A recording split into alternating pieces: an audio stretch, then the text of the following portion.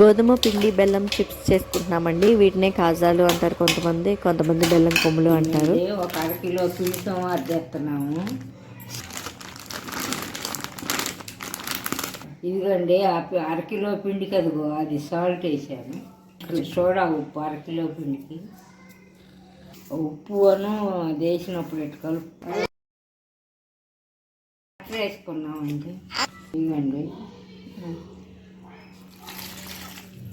ఒక గ్లాస్ నీళ్ళు పోసుకున్నాం. ఇదిగండి ఇది అచ్చు బెల్లం అండి, ఊరికానికి తెచ్చాను. పాకాలకి ఈ బెల్లం అయితేనే బాగుంటుంది. ఇదిగండి అరకిలో పిండికి అరకిలో బెల్లం వేస్తున్నాను. ఒక అరగెద్ద నీళ్ళు,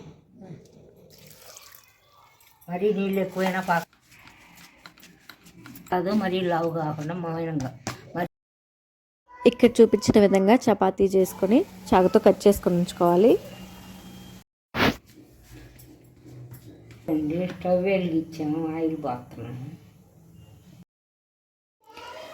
ఇప్పుడు అలా అతుక్కున్నట్లే ఉంటామండి. వేసిన వెంటనే కదపకండి. ఆయిల్లో వేగిన తర్వాత అవే విడిపోతాయి.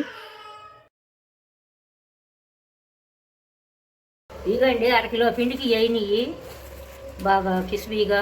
ఇప్పుడు బెల్లం పాకానికి పెట్టుకున్నాము. కరిగినాక ఒకసారి వడపోసుకోవాలి. ఈ గవ్వలకి కొమ్ములకి అన్నిటికి ఒకటే పాకాలండి. ఇదిగోండి 4 యాలక్కాయలు కొట్టేస్తున్నాను.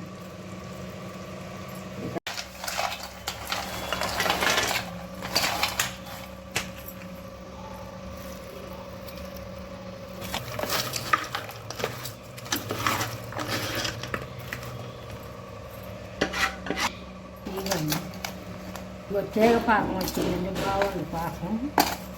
అది నాకేటికై ఇది పోతుంది.